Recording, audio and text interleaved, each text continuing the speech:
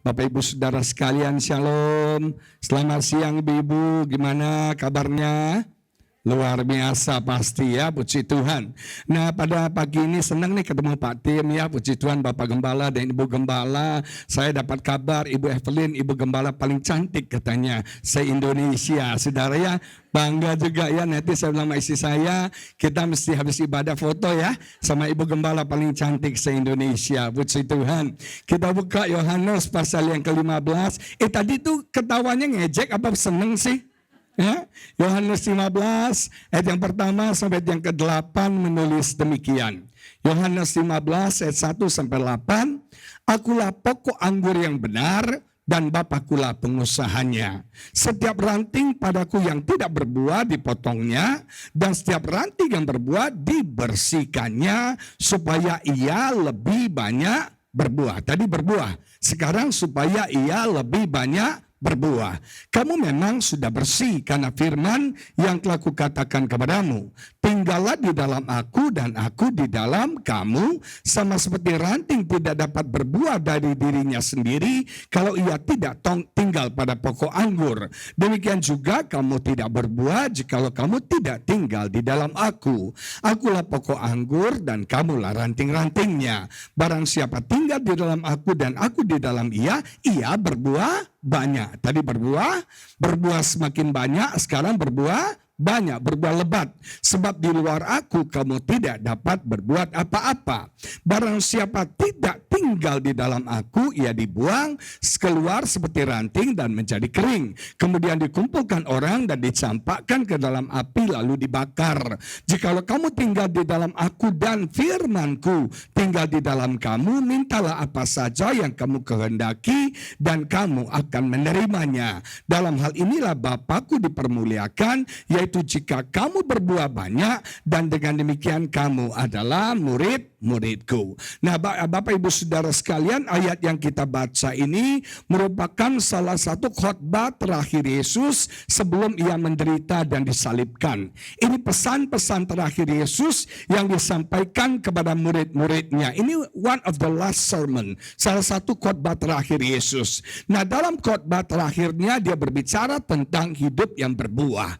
Dia berbicara tentang hidup yang produktif. Nah, kalau kita bicara tentang hidup yang berbuah, hidup yang berproduktif, ada 3 hal yang penting yang harus kita pelajari. Yang pertama, Tuhan mau kita berbuah. Tuhan menginginkan setiap kita berbuah. Ada 66 kali di Alkitab mencatat kata berbuah. Dan artinya ini masalah yang serius. Ini masalah yang tidak main-main. 66 kali ditulis kata berbuah, artinya Tuhan mau hidup kita berbuah. Nah, ibu-ibu sekalian, bapak-bapak sekalian, nah Tuhan menciptakan kita supaya kita berbuah. Salah satu tujuan Tuhan menciptakan kita supaya hidupmu dan hidupku menghasilkan buah. Makanya dalam kitab Kejadian dikatakan beranak cuculah. Kalau saudara punya Alkitab bahasa Inggris, kata yang dipakai bukan beranak cucu arti bahasa punya lahir secara lahiriah, tapi kata yang dipakai be fruitful, artinya berbuahlah. Nah, Tuhan mau sebagai anak-anaknya kita diciptakan untuk berbuah. Bahkan Tuhan menyelamatkan kita supaya hidup kita bisa berbuah. Saudara, saya katakan Tuhan serius banget dengan berbuah. Kalau kita tidak berbuah, maka kita akan dipotong dan dikatakan dicampakkan dan akan dibakar. Dengar ya, kalau Anda tidak berbuah, Anda akan dipotong, Anda akan dicampakkan dan akan dibakar. Satu hari Yesus lewat, dia lihat ada pohon ara. Pohon ara itu tidak menghasilkan buah. Satu hal yang simpel, ada pohonnya mandul, tidak menghasilkan buah. Nah, Yesus mengutuk pohon ara itu. Waktu saya lihat pohon ara itu dikutuk Tuhan, saya berpikir kenapa ya? So simple, ada satu pohon tidak menghasilkan buah, kok tega dikutuk gitu saudara. Salahnya apa? Dosanya apa? Nah, saya belajar satu hal. Ketika hidup kita berbuah, kita akan diberkati Tuhan. Tapi kalau hidup kita tidak berbuah, kita akan dikutuk oleh Tuhan. Kenapa? Pohon ara diciptakan untuk berbuah. Pohon ara itu diciptakan untuk menghasilkan buah. Nah, ketika hidup kita tidak menjadi sebagaimana harusnya, Ketika hidup kita tidak sesuai dengan fungsi Tuhan, ketika hidup kita tidak sesuai dengan tujuan Tuhan, maka kita akan dikutuk. Kata dosa itu bukan cuma berzina. Kata dosa itu bukan cuma mencuri, korupsi. Dosa itu dalam bahasa aslinya hamartia, yang artinya meleset dari sasaran, meleset dari tujuan, meleset dari fungsi, meleset dari original desainnya. Nah, Tuhan menciptakan pohon ara itu untuk berbuah. Nah, ketika pohon ara itu tidak menjadi sebagaimana ia seharusnya, maka dia akan dikutuk. Nah, Bapak Ibu Saudara sekalian, ketika hidup kita diciptakan untuk menghasilkan buah, kita diselamatkan untuk menghasilkan buah. Dan ketika hidupmu dan hidupku tidak menghasilkan buah, maka kita akan dikutuk. Kita akan dipotong, dicampakkan ke dalam api. Makanya ketika kita berbuah, kita akan mempermuliakan nama Bapa kita. Salami kiri kananmu, kamu harus berbuah. Kamu harus berbuah. Kamu harus berbuah. God design you. God created you to be fruitful. Tuhan menciptakan kita untuk berbuah. Yang namanya buah itu nggak bisa dipalsukan.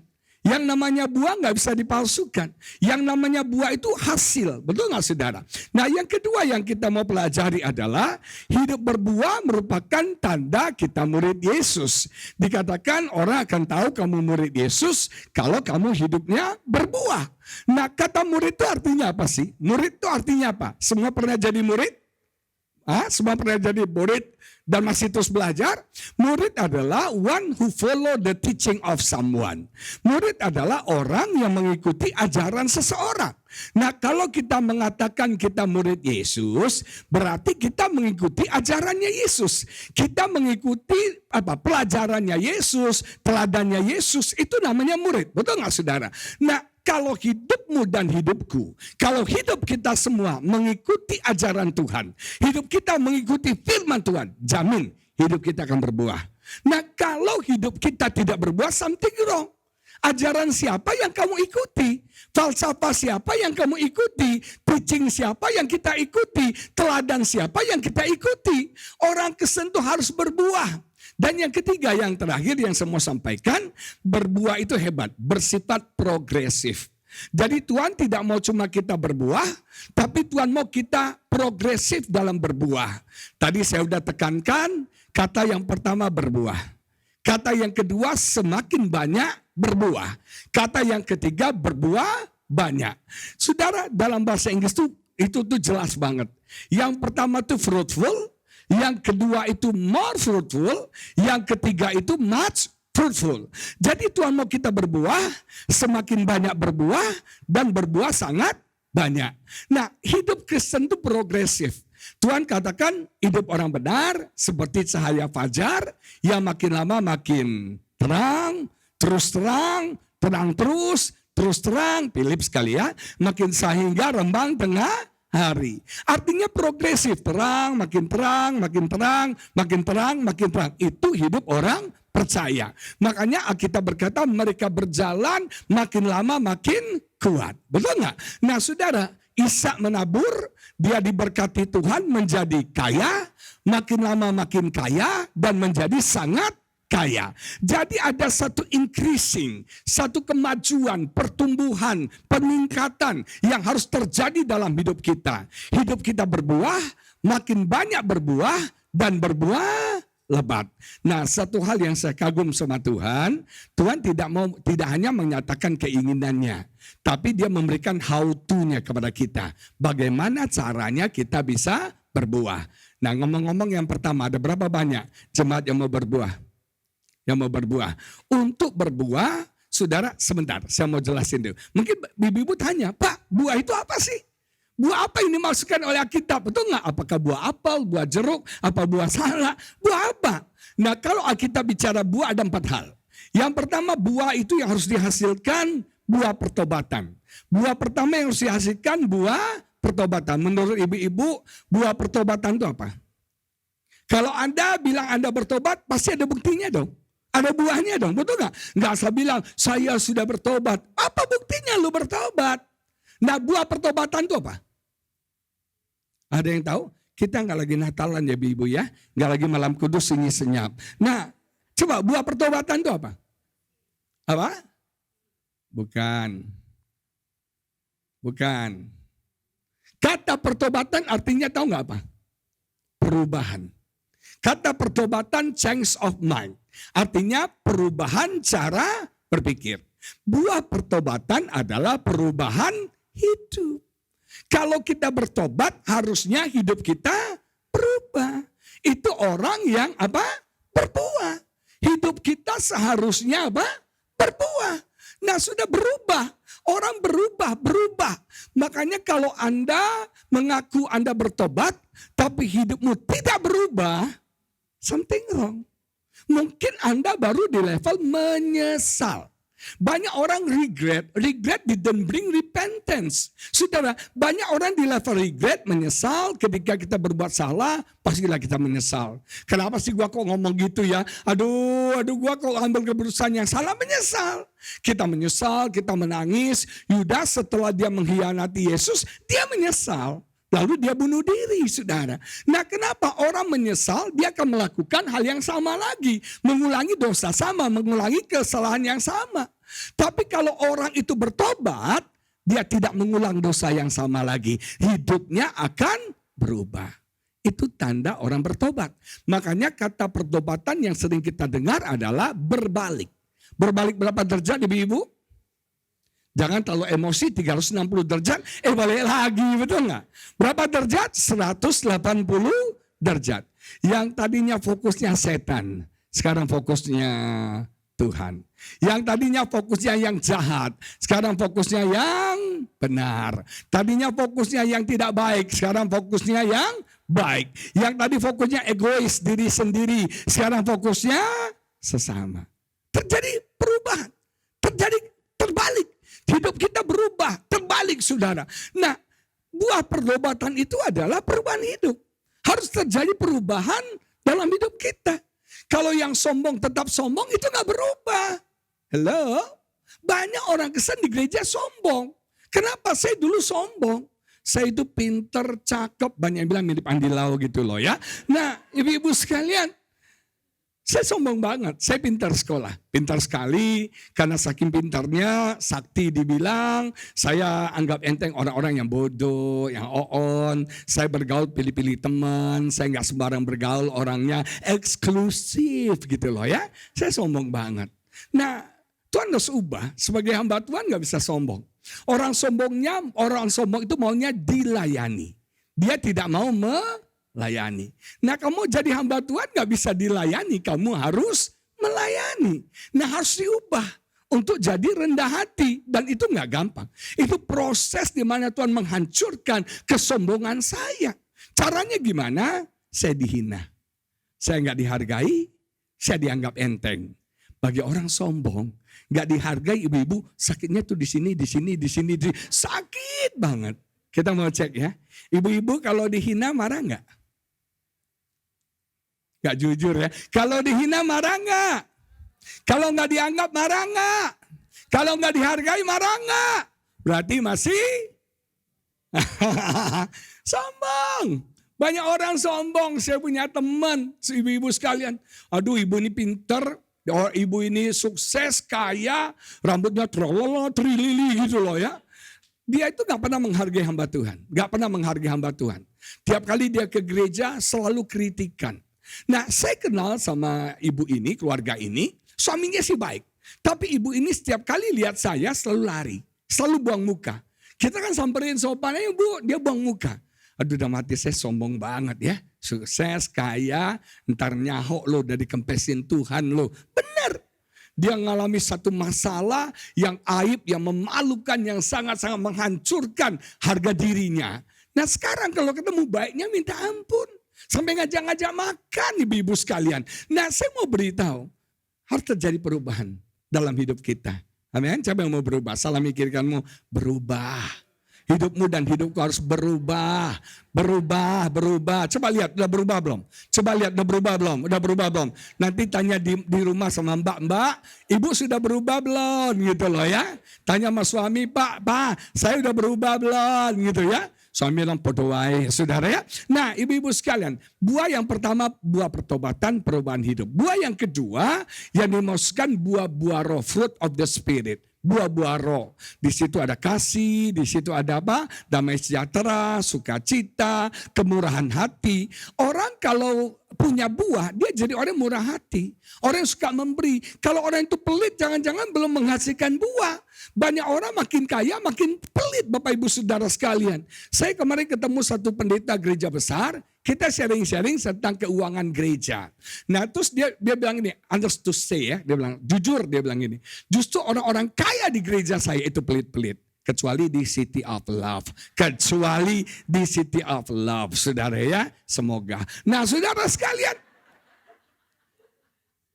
Benar ini curahan hati ya. Nah saudara, seringkali orang kaya itu pelit saudara. Nah jemaat, saya mau beritahu, orang kalau penuh Roh Kudus, ada buah roh, ada buahnya kemurahan hati. Salah satu buah roh yang penting itu adalah kelemah lembutan. Ini yang hilang. Lemah lembut itu bukan berarti lemah gemulai. Jadi kalau Pak Tim lemah lembut, apa kabar ibu sekalian? Hei, itu mah lemah gemulai. Lemah lembut bukan lemah gemulai. Lemah lembut bukan minder. Lemah lembut bukan yang namanya feminim, bukan. Lemah lembut itu gentle. Gentle itu adalah orang yang punya kekuatan tapi sudah ditaklukkan. Orang yang punya kemarahan sudah ditaklukkan. Orang yang lemah lembut adalah orang yang menaklukkan kemarahan. Orang yang menaklukkan emosinya. Salah satu yang saya demen ya, itu Pak Jokowi itu untuk hal ini luar biasa. Saudara, Jokowi dihina, difitnah, dicaci, hoax, dibully, wow, semuanya deh. Satu hari orang tanya, Pak Jokowi, Anda tahu nggak Anda dihina? Oh tahu. Anda tahu nggak Anda dibilang PKI? Tahu. Anda dituduh orang Cina? Iya tahu. Anda tuh bla bla bla semua? Tahu. Bapak marah nggak? Dia bilang marah. Saya marah. Tapi saya belajar menahan kemarahan saya. Itu lemah lembut. Bukan berarti semua orang Solo lemah lembut. Saudara ya. Banyak orang Solo kerisnya di belakang. Tengone-ngone ditusuk mati juga. Nah jemaat yang diberkati. Beda sama yang calon satu lagi ya. Tapi kalah ya, marah terus saudara ya. Nah orang yang lemah lembut, orang yang bisa menguasai emosinya. Orang yang bisa menguasai kekuatannya. Nah hari-hari ini banyak orang yang hilang lemah lembut. Carinya suka cari ribut. Cari kawan tuh susah loh. Cari lawan tuh gampang.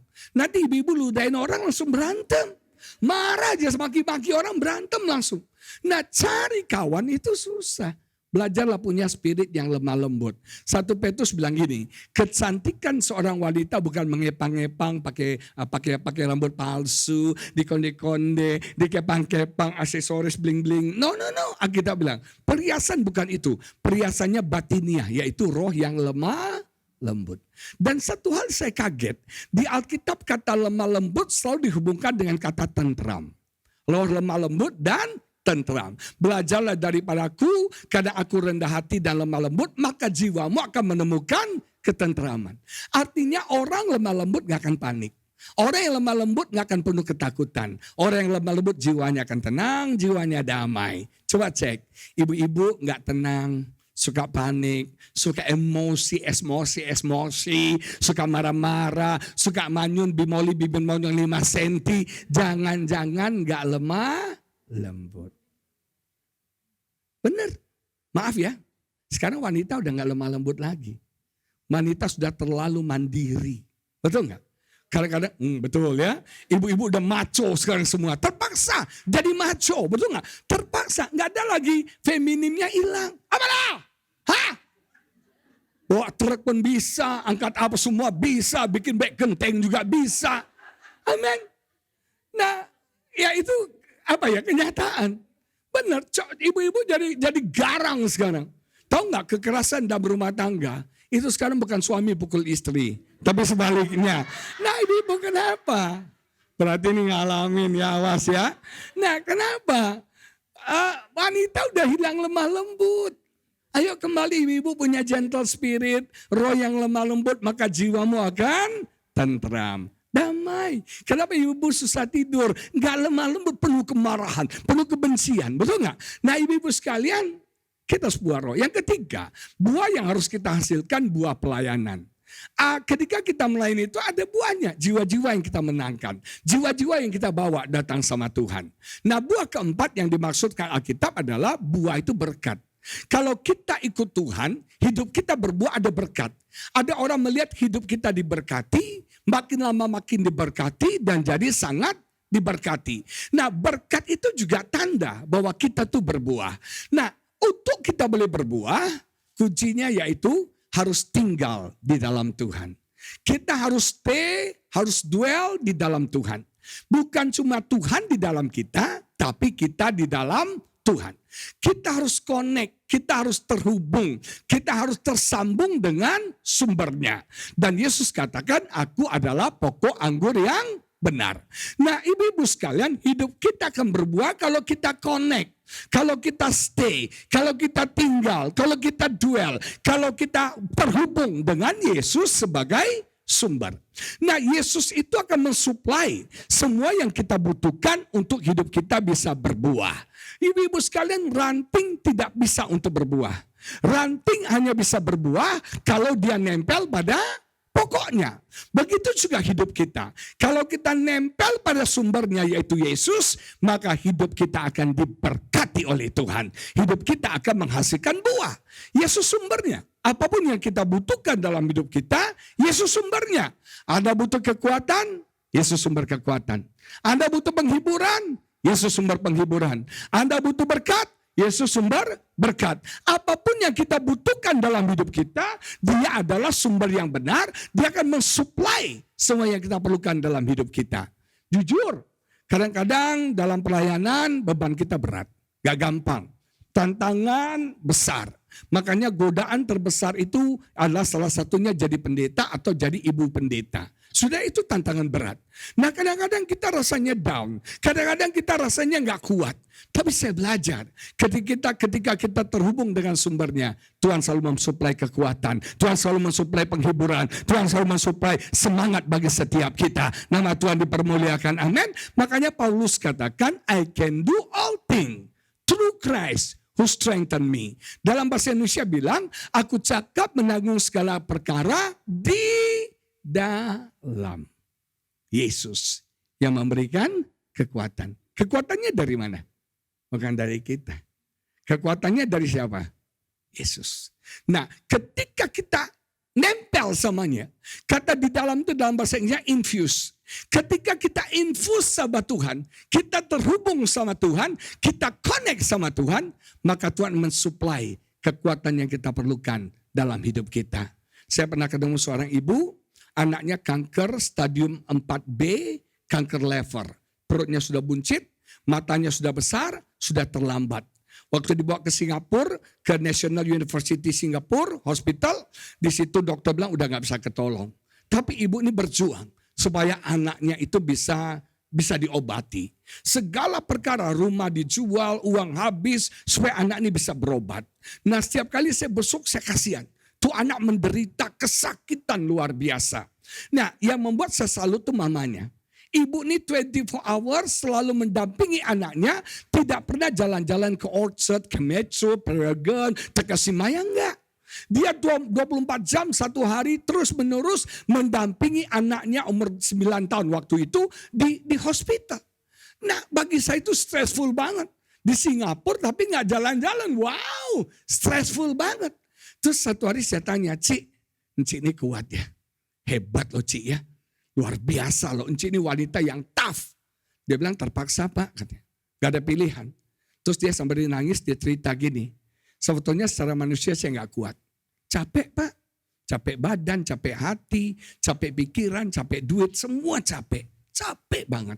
Saya pernah doa loh Pak. Tuhan, saya udah gak kuat deh. Kalau Tuhan mau panggil aja deh. Udahlah saya serahkan sama Tuhan. Saya udah gak sanggup lagi. Batas kita ini punya limit ya. Punya limit. Saya udah gak kuat. Saya udah gak mampu. Saya udah gak sanggup Tuhan. Tapi hebat. Dia cerita ketika kita angkat tangan. Kita menyerah, Tuhan turun tangan. Nah, anaknya disembuhkan Tuhan luar biasa. Memang kemo, akhirnya sembuh. Nah, ibu-ibu sekalian terus dia bilang gini sama saya, setiap hari Pak saya capek banget, stres banget. Tapi heran setiap kali malam saya doa, saya bilang Tuhan saya capek banget, saya lelah, saya udah gak sanggup, saya udah gak mampu Tuhan. Udahlah saya nyerah. Setiap kali malam dia doa gitu. Kemudian dia tertidur, dan tidak bisa tidur, nyenyak sudah di rumah sakit. Begitu dia bangun lagi, dia bilang pagi, kok segar, kuat lagi, sukacita lagi. Makanya di situ saya belajar, kekuatan kita diperbaharui setiap hari. Ketika kita dekat sama Tuhan, selama apapun keadaan kita, dia suplai kekuatan, dia suplai penghiburan, dia suplai semangat yang kita butuhkan dalam hidup kita. Nah, ibu connect sama Tuhan. Dia sumber yang benar. Nah, kalau dia pokok anggur yang benar, berarti ada pokok anggur yang tidak benar. Jangan cari sukacita di luar Tuhan. Jangan cari berkat di luar Tuhan. Gak tahu tuh, dulu zaman saya muda Gunung Kawi itu ngetop banget. Sekarang masih ada Gunung Kawi gak sih? Hah? Orang ke Gunung Kawi cari rezeki katanya. Orang tuh bodoh banget ya. Di Gunung Kawi di depannya itu banyak pengemis ibu-ibu sekalian. Nah kalau Gunung Kawi bikin kaya, pengemisnya gak ada di situ, dia masuk ke dalam jadi kaya. Betul gak? Nah kita nih dibodohin, berkat gak ada dari Gunung Kawi. Berkat gak ada dari manapun juga. Saudara, damai sejahtera sukacita ibu-ibu tidak datang dari obat bius. Tapi damai sejahtera sukacita hanya ada di dalam Yesus. Ketika kita connect sama dia akan mensuplai semua yang kita butuhkan dalam hidup kita. Saya belajar satu hal, visi itu dari Tuhan. Provisi itu dari Tuhan. Dengar, visi itu dari kita, provisi itu dari Tuhan. Sekali lagi, visi itu bagian kita, provisi itu bagian Tuhan. Kalau Pak Tim sebagai gembala punya visi untuk gereja ini, saya percaya Tuhan akan memprovisi semua yang dibutuhkan. Saya sudah lama ingin renovasi rumah, uangnya nggak cukup-cukup terus. Tapi akhirnya sebelah bertindak, visi dari kita, provisi dari Tuhan. Dan luar biasa.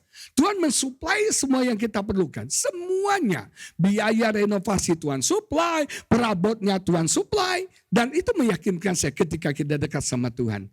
Dia akan mensuplai semua yang kita perlukan dalam hidup kita. Apapun yang kita butuhkan. Dia pokok anggur yang benar. Amin. Ibu sekalian, connect-lah di dalam Tuhan. Kita tinggal di dalam dia tinggal di dalam kita.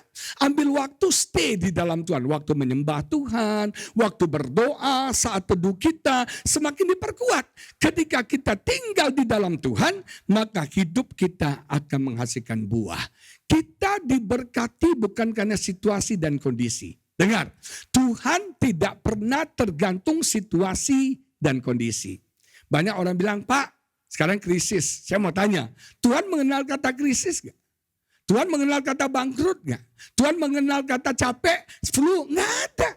Tuhan gak kenal krisis. Artinya Tuhan bekerja tidak tergantung situasi dan kondisi. Kita diberkati bukan karena situasi dan kondisi, tapi kita diberkati karena posisi. Salah mikir kalau mau bilang posisi. Situasi bisa nggak bagus, kondisi bisa nggak bagus, krisis bisa terjadi, situasi bisa nggak sehat. Tapi selama posisi kita nempel sama Tuhan, selama posisi kita connect sama Tuhan, pasti akan mensuplai semua yang kita perlukan dalam hidup setiap kita. Jangan pernah terpengaruh situasi kondisi. Kasih tau kiri kananmu, sikon, nggak problem. Sikon, nggak problem. Nah, orang yang dekat sama Tuhan, salah satu tandanya dia semangat. Semangat dalam Tuhan. Semangat itu gak bisa dipalsukan. Semangat itu ada di dalam Tuhan. Kalau kita dekat sama Tuhan, kita akan jadi orang semangat. Kalau kita dekat sama Tuhan, kita akan rindu dekat sama Tuhan. Ada punya kerinduan gak kepada Tuhan? Kenapa kita bisa tahu orang itu dekat sama Tuhan atau enggak? Keinginannya duniawi apa surgawi? Itu aja. Kalau orang dekat sama Tuhan, saudara, dia nggak kepingin tuh yang mahal, yang up to date. Dia nggak ingin yang duniawi. Saya ngelihat banyak orang sekarang cenderung jadi duniawi. Bagus juga ada IG Pastor in Style tuh, saudara. Benar. Pak Tim masuk nggak ya? Oh nggak. Udah masuk ya? Hah? Ya? Belum ya? Nanti diusulkan masuk ya. Nah, saudara ya, itu heboh banget. Pendeta punya mobil, punya arloji, bahkan ada ibu gembala, tasnya 135.000 US dollar. 1,7 miliar ibu-ibu sekalian. Gak tahu KW apa enggak sih, saya nggak ngerti juga. Nah, ibu-ibu sekalian, orang kalau dia dekat sama Tuhan, itu nggak penting semua. Itu nggak penting. Saya dengar ada satu cerita tentang seorang anak gadis namanya Agnes. Pernah dengar nama Agnes? Agnes itu salah satu keluarga dekat orang terkaya di Indonesia. Orang nomor 1 terkaya di Indonesia. Walaupun dia bukan saudara kandung, dia sepupu, pasti paling tidak dia kaya lah. Gak akan miskin-miskin gitu loh. Nah, Agnes ini dari kecil sekolah di Perth, di Australia, kemudian lanjut ke Amerika. Dia sudah terbiasa hidup mewah. Dari latar belakang keluarga orang nomor 1 terkaya di Indonesia. Saudara hebat, akhirnya Agnes tamat sekolah, dia memutuskan menjadi suster, menjadi biarawati. Mamanya nangis, saudara. Yang paling hebatnya lagi, dia jadi biarawati ordonya Ibu Teresa. Yaitu ordo kemiskinan, saudara. Bayangkan, anak orang kaya menjadi miskin. Wow. Mamanya sampai nangis, saudara. Orang kalau dekat sama Tuhan, benar loh.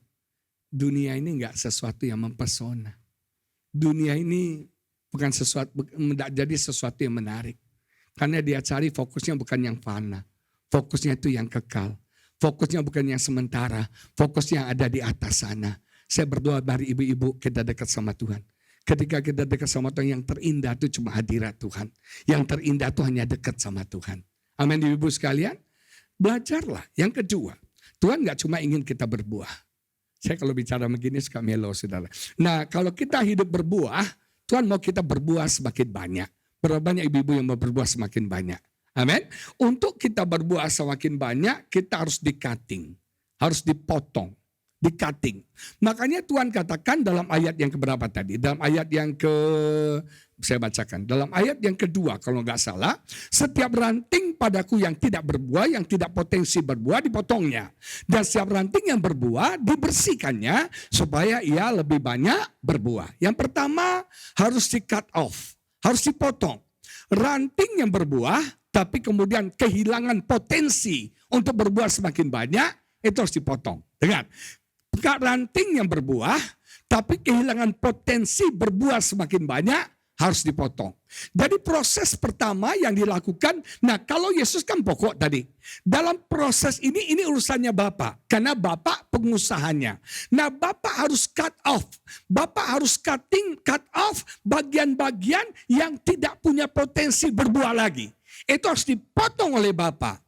Nah ibu-ibu sekalian, kita harus rela mengizinkan ada bagian yang tidak produktif dalam hidup kita. Yang tidak produktif lagi. Itu harus dipotong. Mungkin ada kebiasaan-kebiasaan yang tidak produktif. Kebiasaan-kebiasaan yang tidak menghasilkan manfaat. Contoh, saya dulu paling hobi nonton TV. Dan acara favorit saya, infotainment. Check and recheck, Halo Selebriti, Insert, Silet, dan yang terakhir, Brownies, ibu-ibu sekalian. Nah ibu-ibu sekalian, saya pendeta kepo, suka nonton berita tentang Nikita Mirzani, berita tentang Giselle yang akan menikah dengan seorang pemain basket bernama Kofucing, Wijin, gimana sih? Terus berita tentang Gali Ginanjar dengan Pablo Benua dan dengan siapa lagi? Ray Utami jadi tersangka. Nah paling suka berita-berita itu. Nah ibu-ibu sekalian, bapak-bapak sekalian, saya suka nonton infotainment. Istri saya suka tegur, istri saya bilang, papi buat apa lu nonton infotainment? Gak ada gunanya. Saya suka bilang alasannya untuk ilustrasi khotbah. Saking seringnya nonton, sampai Feni Rostu saya hafal. Para pemirsa, prahara guncang gancing, rumah tangga Gading Martin dan Giselle Anastasia sedang mengalami babak yang baru. Giselle diberitakan tengah dekat dengan seorang pemain basket yang bernama Wijin. Dan Anda tahu Wijin adalah mantan dari Agnes Mo. Marilah bersama saya Agus Lutan selama 30 menit ke depan. Kita akan mengupas tuntas hal-hal yang dianggap tabu dan mistis. Kita akan kupas tuntas setajam celurit, lebih tajam ibu-ibu. Hobinya banget nonton itu. Tapi saya pikir nggak produktif ya. Nggak menghasilkan. Saya itu sepertinya duduk di kursi goyang, menghabiskan waktu dan energi, tapi nggak menghasilkan apa-apa. Nah ini harus dipotong Tuhan. Dan luar biasa. Saya berpikir gini, Saya nonton infotainment, apakah saya semakin mengasihi Tuhan? Enggak tuh. Apakah saya nonton infotainment terjadi kebangunan rohani dalam hati saya? Ya enggak. Apakah dengan saya nonton infotainment tiba-tiba ada inspirasi Roh Kudus bekerja? Enggak. Enggak ada gunanya. Itu harus dipotong. Dan puji Tuhan, sudah hampir 3 tahun saya enggak pernah nonton TV. TV saya di rumah burem, Bapak Ibu Saudara sekalian. Tapi enggak masalah. Kita nggak nonton TV lagi, kita nonton YouTube. Apa ibu-ibu sekalian? YouTube lebih gila lagi. Nah ibu-ibu sekalian, orang benar-benar kita menghabiskan waktu dengan YouTube. Kemarin ada seorang ibu konseling sama istri saya, minta didoakan, punya masalah sama suaminya. Kita pikir suaminya selingkuh, enggak. Suaminya baik, jinak-jinak ibu-ibu sekalian. Cuma masalahnya suaminya kurang perhatian sama istri sama anaknya. Sibuk dengan YouTube. Mau jadi Atta Halilintar kali, mau jadi reality kali. Nah seringkali gini saya belajar satu hal. Ada hal-hal yang harus di-cutting dalam hidup kita. Yang gak produktif. Salah satu yang gak produktif itu media sosial tuh. Itu gak produktif kadang-kadang. Betul gak? Dengan handphone tuh ngeri loh. Yang jauh bisa jadi dekat, tapi yang dekat bisa jadi jauh. Kita teman-teman kadang-kadang udah gak ngobrol lagi, WA-an aja, betul gak? Udah kehilangan komunikasi. Makanya saya bilang sama istri saya, jangan pernah duduk makan berdua, pegang handphone. Nanti lama-lama kita gak ngobrol, kita WA-an aja, betul gak? Nah jemaat, saya mau beritahu. Sampai tuh anak-anak di Eropa, mereka buat demo tuh tentang mak-mak. Yang gila sama IG, sama WhatsApp, sampai lupa ngurusin anak jungkir balik masa bodoh. Yang penting tetap eksis posting di IG. Betul nggak? Anak-anak nggak makan masa bodoh. Yang penting grup WA tetap eksis gitu loh. Itu unproduktif. Harus di-cutting sama Tuhan. Mungkin yang perlu di-cutting Tuhan teman-teman baik kita. Teman-teman dekat kita. Kadang-kadang mereka nggak buat kita produktif loh. Teman-teman kumpul-kumpul, cipika-cipiki, hahaha, hihihi. Yang kadang gitu loh, benar. Ada banyak teman-teman kita yang gak menghasilkan, gak produktif. Bukan berarti kita gak boleh ketemu orang loh, bukan. Tapi kadang-kadang Tuhan cut dari hidup kita, orang-orang yang tidak membuat kita produktif. Orang-orang yang tidak membuat kita jadi lebih baik lagi. Orang-orang yang tidak punya potensi membuat hidup kita semakin berkembang. Betul gak ibu sekalian? Banyak kan temennya cuma arisan yuk. Dari pagi sampai malam. Aduh habis waktu. Gak ada hasil sama sekali. Ceritanya gosip ibu A, B, C, D, E saudara. Kayak gak pernah ngalami aja ibu sini. Nah ibu sekalian harus dipotong Tuhan dalam hidup kita. Yang kedua yaitu cut on. Yang tadi dibilang dibersihkan. Yang satu dipotong, satu dibersihkan. Dibersihkan, di pruning bahasa Inggrisnya. Dipotong, dibersihkan, dirapikan. Supaya kita boleh berbuah semakin banyak. Ibu-ibu mau berbuah semakin banyak? Rela diproses? Rela dibersihkan? Hidup kita harus dibersihkan oleh Tuhan. Dibersihkan. Mungkin ada karakter kita yang harus dibersihkan. Saya dulu orang yang gak sabar. Dibersihkan Tuhan supaya saya bisa sabar. Dibersihkan. Harus dirapikan supaya kita boleh sabar. Saya dulu orangnya gak sabar, pemarah banget. Marah itu ada 3 bentuk. Yang pertama namanya physical anger. Orang marah dilampiaskan secara fisik. Ada banyak orang marah fisik, pukul, jambak, tampar itu ya. Nah yang kedua verbal anger. Orang yang marah tapi gak mukul, tapi kata-katanya cacian, makian yang luar biasa. Yang ketiga silent anger. Orang marah diem. Bukan berarti kalau Pak Tim diem, dia gak marah loh saudara. Orang marah diem. Dia simpan dalam hati, dia tutup hatinya, dia tutup perasaannya. Gua gak mau terluka lagi, gua gak mau tersinggung lagi. Itu bahaya. Nah ibu-ibu sekalian, saya dulu pemarah. Tuhan proses hidup saya. Tuhan bersihkan hidup saya. Untuk sabar tuh gak gampang. Kita ketemu orang-orang yang membuat kita tidak sabar. Saya kalau pelayanan ke Solo, aduh Tuhan Yesus. Orang Solo tuh slownya luar biasa. Saya dijemput di hotel mau ke airport. Dia setir mobilnya pelan banget. Saya bilang, Pak tolong dong cepetan katanya. Ini juga sudah cepat. Aduh Tuhan. Kemarin saya pelayanan ke Makassar. Saya landing jam 2:30 Makassar ya. Saya jam 5 ada pelayanan.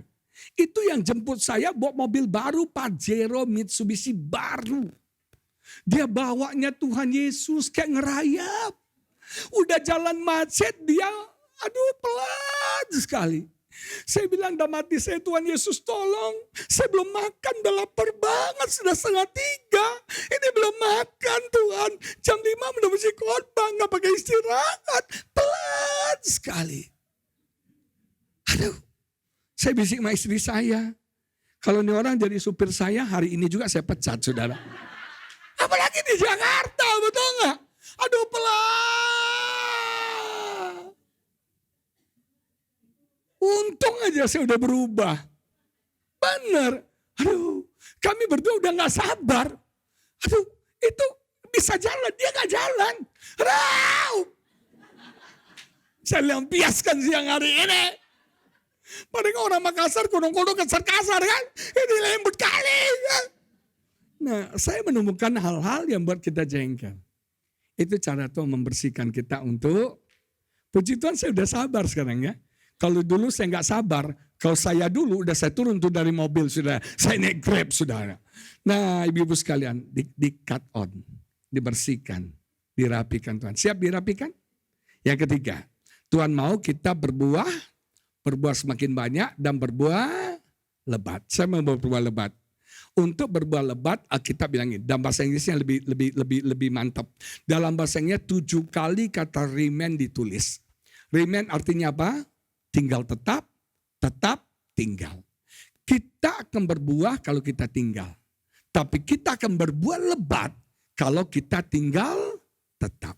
Remain. Nah kata tetap itu berbicara tentang konsistensi.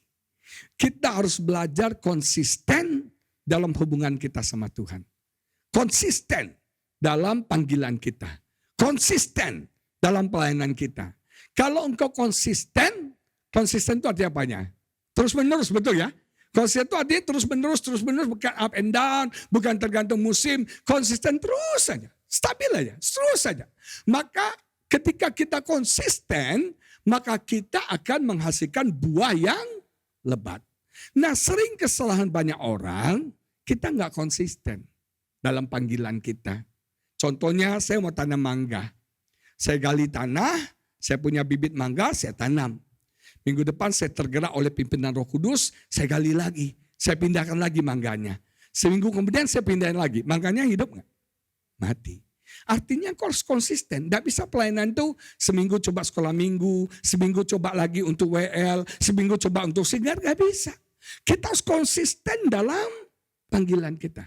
Kita harus konsisten dalam pelayanan kita. Kita harus konsisten. Pasti hidup kita akan berbuah. Nah dalam rumah tangga juga begitu, harus konsisten. Makanya kata komitmen itu artinya stick together, tetap bersama. Seringkali dalam pernikahan kita berjanji ya, aku akan mencintai dan mengasihi kamu dalam keadaan suka dan duka. Kenapa waktu duka kamu gak sayang lagi? Dalam keadaan saudara senang dan sedih. Betul gak? Dalam keadaan kaya dan miskin. Dalam keadaan sehat dan sakit. Betul gak?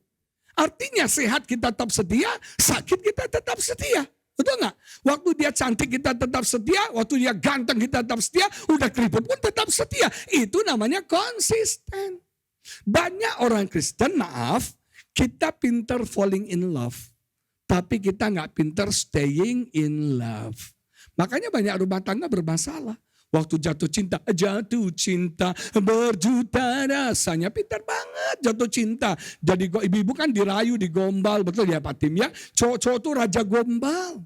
Benar kalau lagi jatuh cinta. Waktu Pak Tim sama Ibu Evelyn pacaran, mungkin sudah cinta. Semua ayat Kidung Agung keluar semua ya. Engkau seperti rusa yang dijejakkan kaki di Bukit Libanon. Engkau ada di hatiku, pokoknya pengantinku, semua deh. 13 lembar kasih minyak nyong-nyong, betul gak? Ibu Evelyn sampai temehe-mehe gitu loh. Waktu pacaran bisa gombal. Orang kalau pacaran tuh gombal, lebay loh. Ada lagu lebay tuh. I climb every mountain. Apa? Swim every. Itu kan gombal, lebay.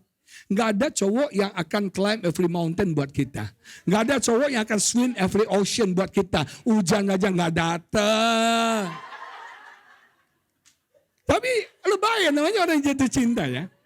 Mesra yang, oh honeyku, my darling. Tapi sudah menikah masih begitu nggak? Hei, di mana mata kau?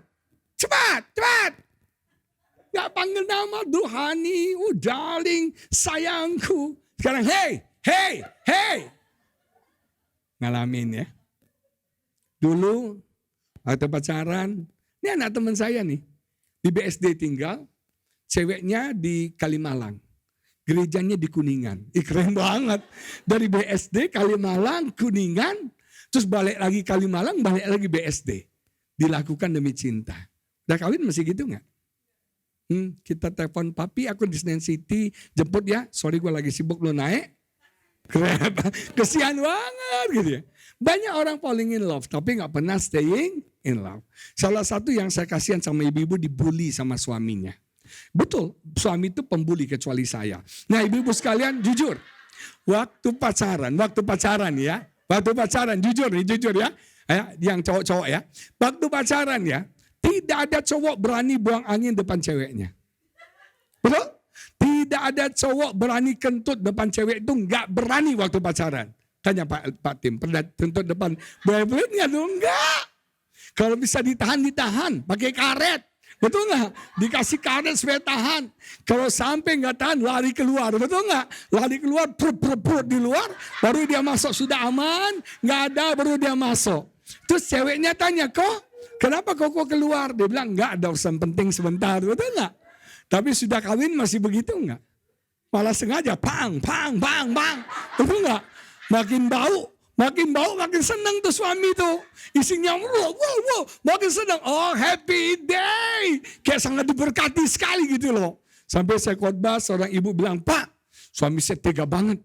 Kentutnya tuh gede banget bunyinya. Saya kaget, Pak. Nah, ada banyak kita enggak konsisten. Kita nggak membiasakan itu dalam hidup kita. Setiap hari biasa. Saudara, jangan jadi orang Kristen itu yang munafik lah. Hari ini doa 3 jam, besok nggak doa, lusa nggak doa, minggu depan 3 jam. Enggak, stabil aja. Satu hari mungkin berapa? 15 menit, tapi konsisten. Naikin terus, konsisten. Semuanya itu konsisten. Memberi itu juga perlu konsisten. Menyembah itu konsisten. Banyak jangan tahu emosi. Hari ini kita menyembah Tuhan di kamar nggak keluar. Besok kita shopping terus gitu. Enggak. Nah, itu nggak konsisten. Ngerti ya kata konsisten ya? Setia aja. Pasti kita akan berbuah lebat. Nah, saya mau saksi dikit. Saya sudah melayani Tuhan itu 30 tahun lebih. Sudah 30 tahun lebih. Saudara ibu-ibu mungkin tanya, Pak bosan nggak? Bosan. Pengen khotbah nggak? Pernah pengen berhenti pelayanan nggak? Pernah. Pernah mau keluar dari pelayanan? Sering. Benar. Jadi pendeta tuh nggak enak banget, benar. Berapa kali saya udah mau quit, apa saya jadi pengusaha aja ya? Kita udah pernah mau jualan bakmi, jualan markisa, jujur. Saya mau jadi artis gitu loh ya. Jadi MC, benar. Saya mau jadi MC, saya bisa nyanyi loh, saya bisa MC. Bayangin kalau saya MC wedding kan keren banget. Betul nggak? Feni Rose aja bisa saya tiru, apalagi yang lain. Nah ibu-ibu sekalian, saya pernah berapa kali mau keluar dari pelayanan. Tapi saya belajar satu hal, konsisten aja. Kalau kita konsisten, pasti kita akan berbuah dan berbuah lebat. Nama Tuhan dipermuliakan, amin. Tuhan mau kita berbuah semakin banyak dan berbuah lebat. Amin ibu-ibu. Salami kiri kananmu berbuah semakin banyak dan berbuah lebat. Mari kita bangkit berdiri, kita doa sama-sama yuk.